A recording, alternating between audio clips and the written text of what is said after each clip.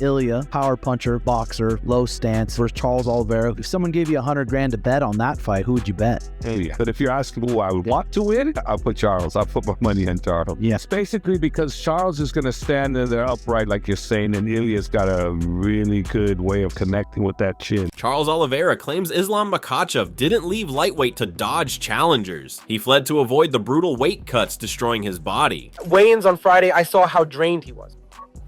Many people said he was struggling to make weight. I think it's because he wants to be in better fight shape, you know? Charles Oliveira didn't hold back when asked about Islam Makhachev's surprising decision to leave the lightweight division. While some fans and fighters have speculated that Makhachev is ducking Oliveira-Topuria, Oliveira claims the real reason is far more physical than strategic. In his words, Makhachev isn't avoiding a fight, he's avoiding the brutal weight cuts. From Oliveira's first-hand experience watching Makhachev backstage, the former champ insisted it was clear that the Dagestani fighter was putting his body through hell to make the 155-pound limit. Oliveira recounted how drained and weak Makhachev looked during past weight cuts, stating he had seen it with his own eyes at several events. He even praised Makhachev's ever-improving stand-up game and dominant grappling skills, predicting that the move could make him a nightmare at 170. I think he'll be a handful in this division. He will be much stronger.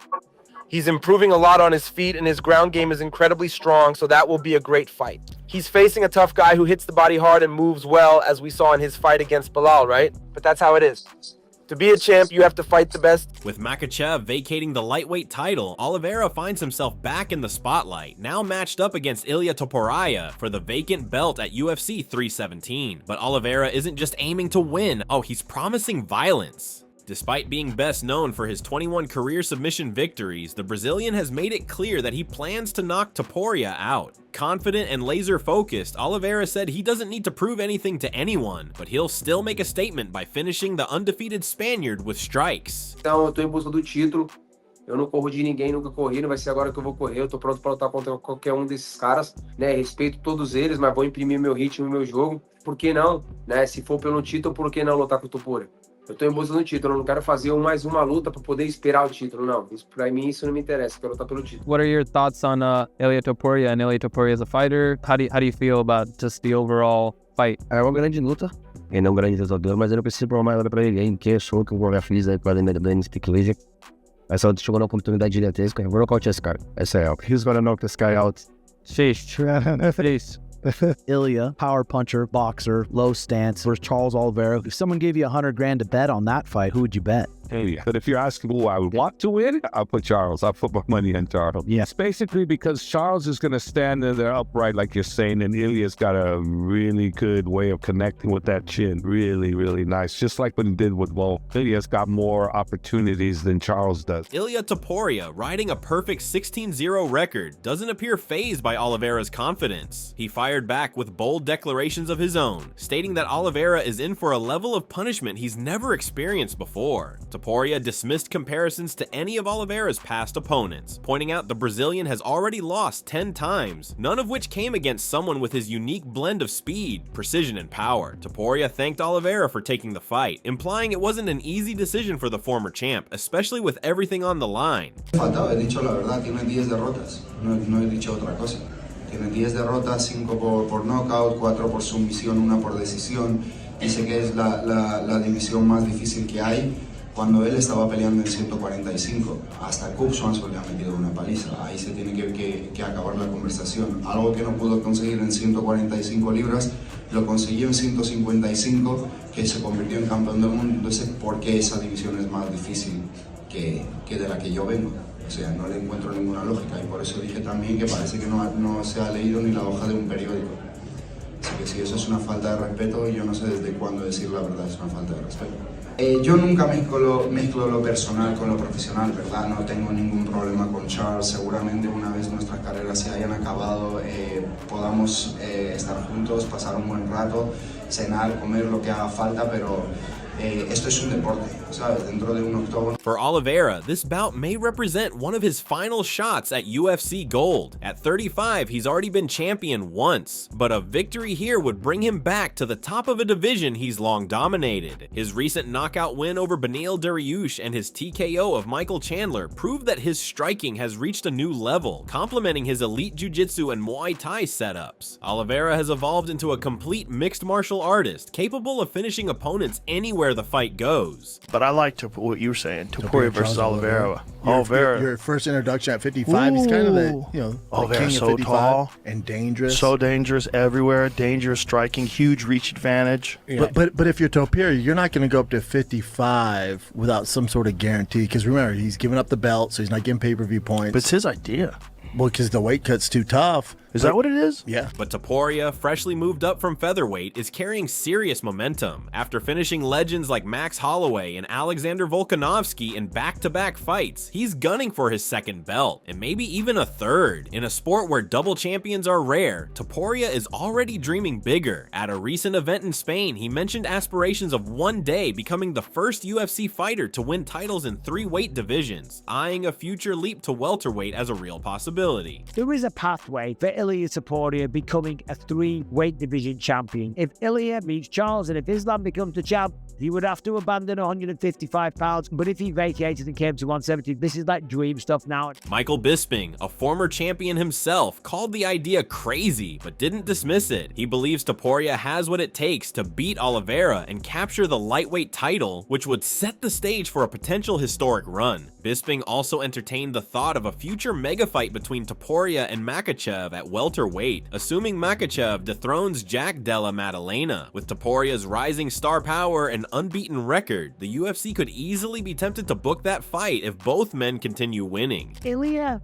versus Charles Du Bronx Oliveira. We know Charles, he's a dangerous, aggressive son of a bitch. Gonna walk forward, punch his knees, elbows, he'll lock on a submission. Ilia, this is his first fight at lightweight, and with the punching power on Ilia-Topuria, the boxing that he has, the footwork that he has, and the Greco-Roman wrestling, it wouldn't surprise me if Ilia pulls it off. However, not everything is going smoothly for Topuria ahead of UFC 317. A coaching change just weeks before the biggest fight of his career has raised some eyebrows. UFC Hall of Famer Daniel Cormier questioned the timing of the split, calling it strange and potentially damaging. Cormier expressed confusion over why Topuria would part ways with the team that helped guide him to a flawless record and a featherweight title. Even without bad blood, Cormier warned that the lack of familiarity with new coaches at such a critical moment could create problems in execution.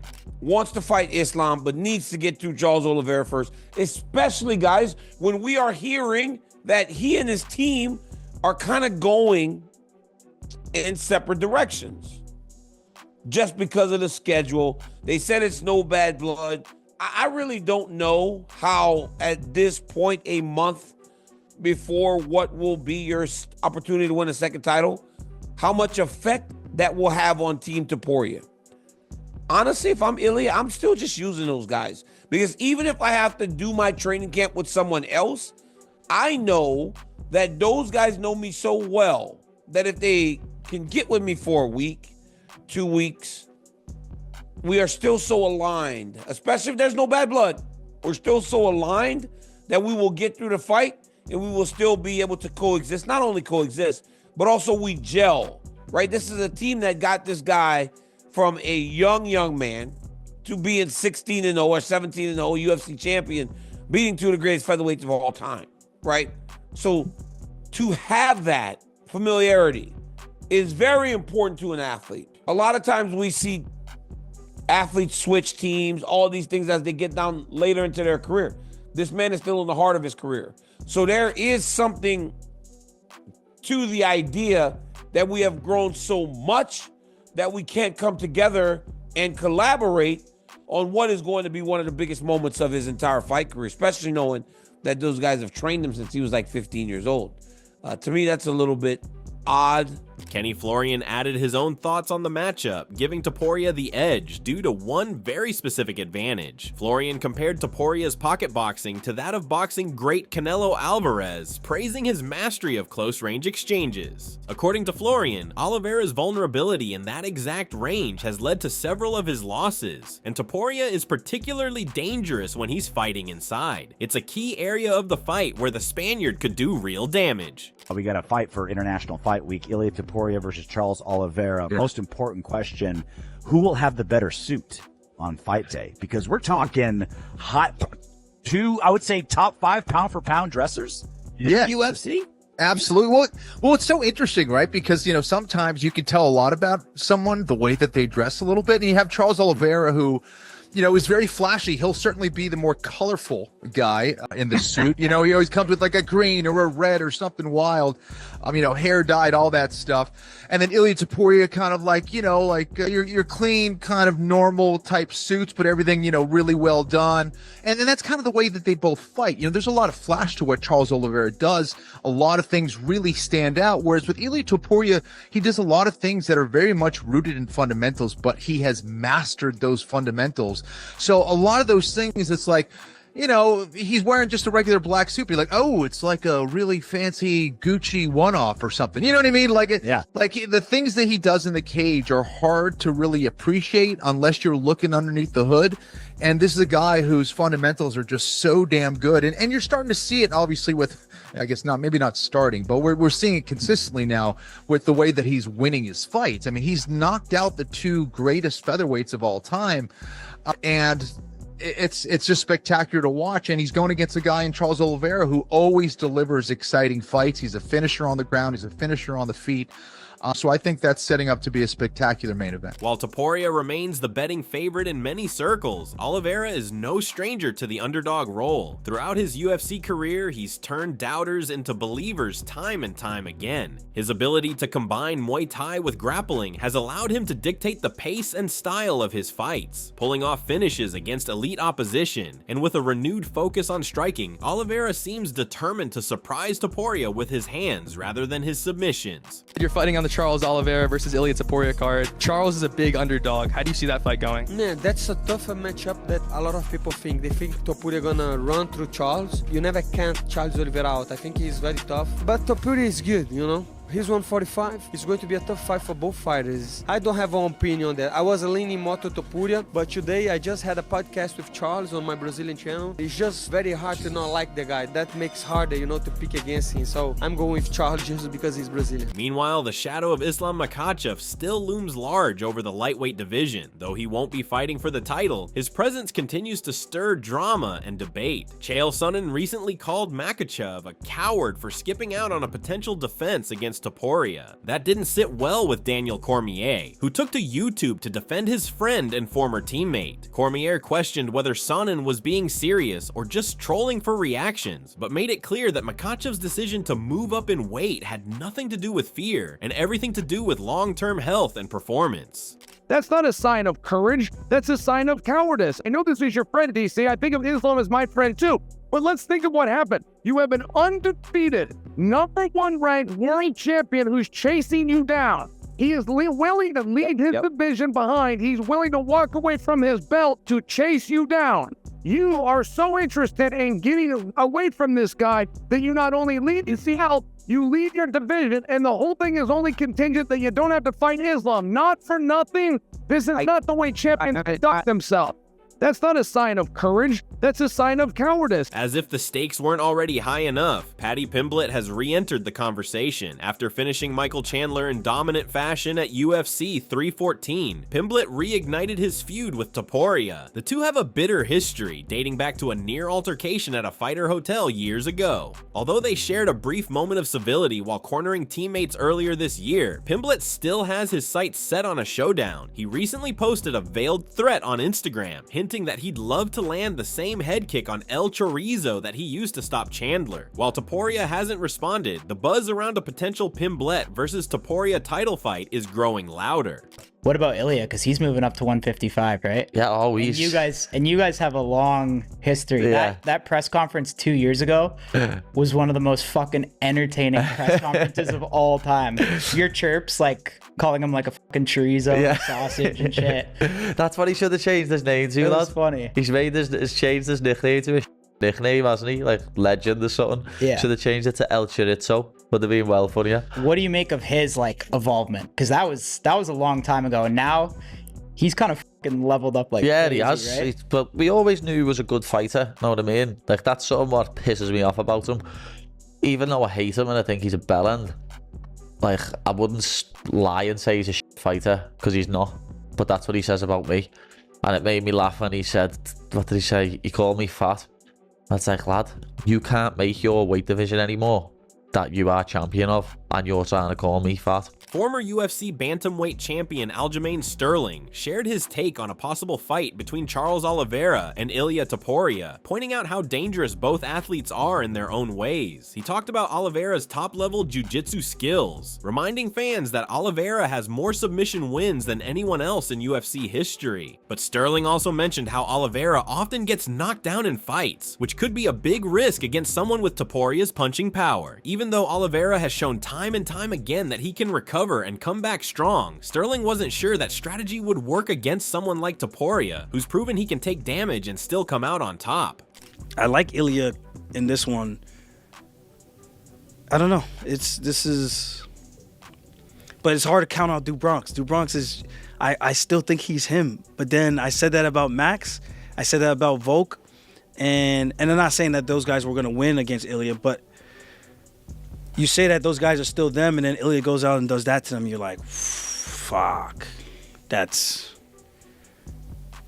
don't know. It's like, who's stopping this guy? Sterling also remembered when Topuria was briefly knocked down by Jai Herbert in his lightweight debut, but still came back to finish the fight. Since then, Topuria has looked even more powerful at 155 pounds. That kind of power, Sterling said, could be a real problem for Oliveira, especially if he gets clipped early. He also raised questions about whether Oliveira could manage to drag the fight into a grappling match to slow things down. No one has really tested Topuria's ground defense yet, which makes this fight unpredictable. Where is Oliveira like the much better fighter?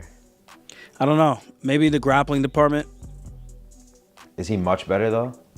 I don't know. We haven't really seen Ilya's grappling, so it's really hard to say. I mean, he got that one choke against Bryce Mitchell, but outside of that, I mean, he had a little bit of a grappling exchange, but it was a short notice fight against Yusuf Zalal in his debut, and that was a really close fight, a little bit of some back and forth. But where Oliveira is the best, I think, is his grappling, but he's also relies so much on his toughness, his chin, willing to go forward and step into the fire, willing to take one and give one. But I don't know if Ilya is the guy you want to take one to give one with. That's just not this just doesn't seem like the guy you want to exchange punches with.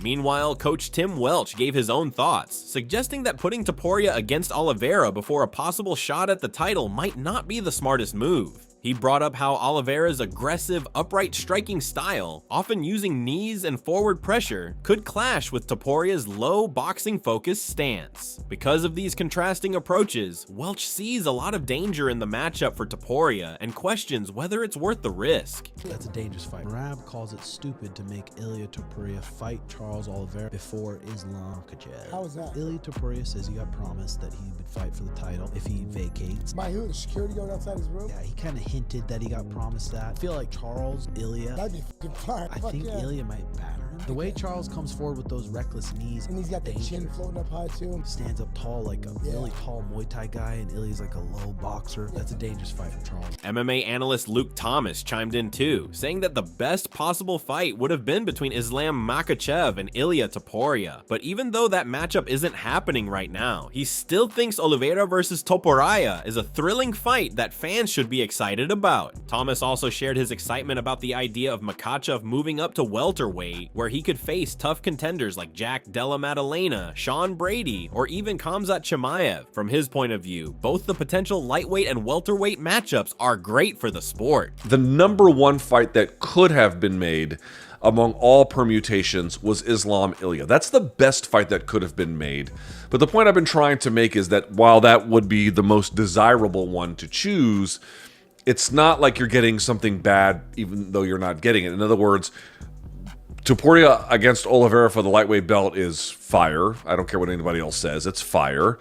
And then I've been saying this whole time, Islam going up to 170 and seeing how he matches up there with Della Maddalena, potentially Brady, potentially Rachmanov, potentially Gary, potentially Buckley. I mean, any number of ways in which that could go. That is incredibly exciting. As the UFC 317 main event draws closer, the lightweight division is at a boiling point. With Makhachev gone, a new king will be crowned. Charles Oliveira is fighting not just for the belt, but for his legacy. Ilia-Topuria is fighting for history, seeking a second championship and setting his eyes on a third. The clash is more than just a title fight. It's a crossroads for both men, and possibly for the UFC's future matchmaking. In just a few weeks, the Octagon in Las Vegas will host one of the biggest fights of the year. Oliveira promises a knockout, Topuria promises suffering, and everyone else, from former champions to future contenders, will be watching closely, ready to see who takes over the division Makhachev left behind.